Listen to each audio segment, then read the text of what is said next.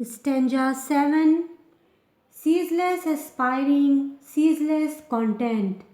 Ceaseless means continuous, निरंतर, लगातार, बिना रुके हुए.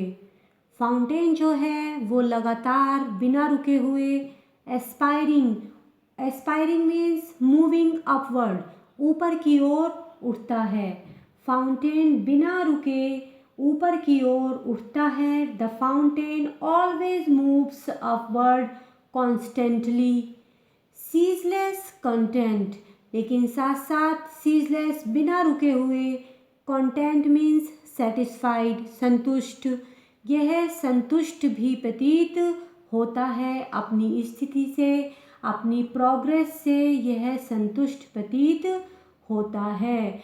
The fountain has the spirit of progress in it, but at the same time it is satisfied with its own state. It is satisfied with its own deed. Darkness और sunshine thy element. Darkness चाहे अंधकार हो, means night, रात हो, या फिर sunshine, सूरज का प्रकाश हो. Sunshine stands here for day and darkness stands here for night. चाहे दिन हो चाहे रात हो, दाय एलिमेंट, दाय योर एलिमेंट तुम्हारा स्वभाव है, यही तुम्हारा स्वभाव है, यही तुम्हारी प्रकृति है. क्या? लगातार ऊपर की ओर उठना, लगातार कार्य करना और अपनी स्थिति से संतुष्ट रहना, यही तुम्हारी प्रकृति है. वेदर इट इज़ डार्क और sunshine, whether it is day और night, the nature of fountain is to work day and night. It always maintains its motion. In this stanza, the word content rhymes with the word element. And important questions are, what qualities of the fountain have been pointed out here? कौन कौन सी qualities fountain की यहाँ बताई गई हैं?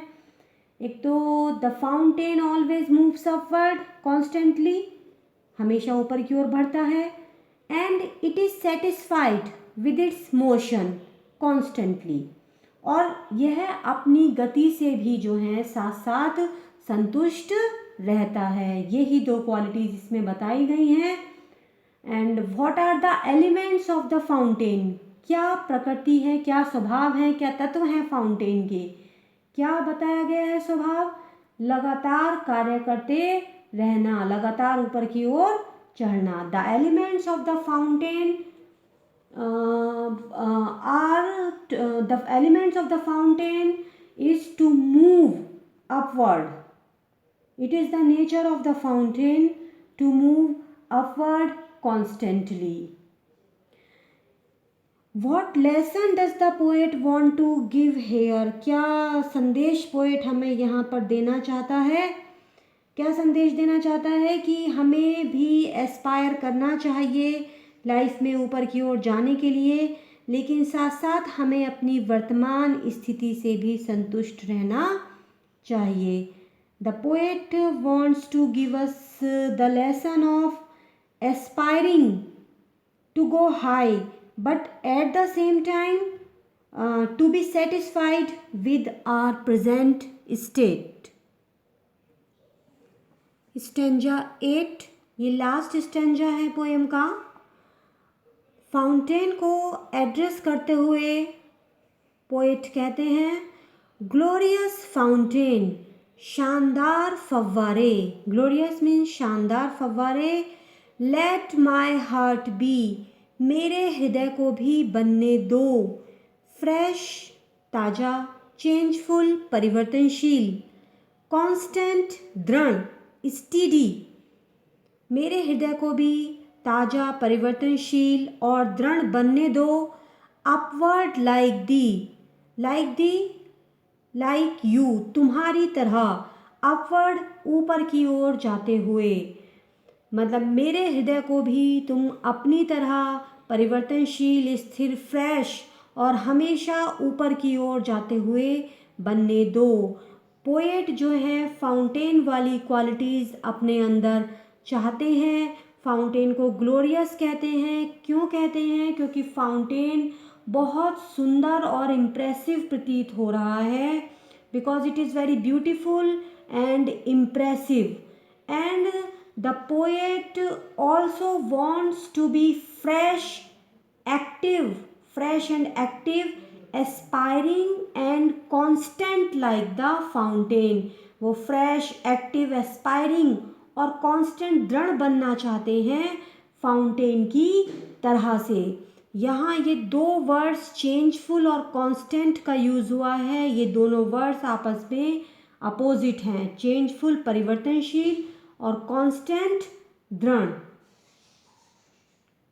Changeful परिवर्तनशील और constant दृढ़।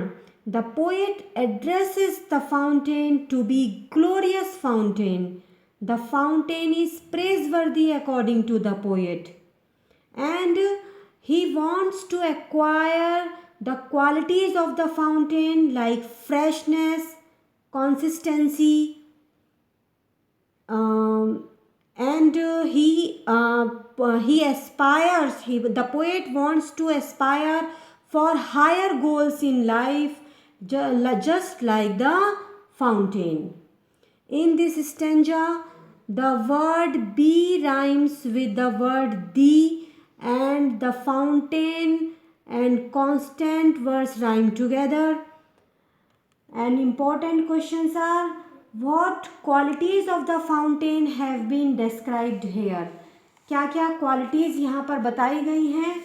The fountain is always fresh and changeful, constant and progressive. And what qualities of the fountain does the poet wish to have? कौन सी क्वालिटीज़ फाउंटेन की पोएट रखना चाहता है अपने अंदर?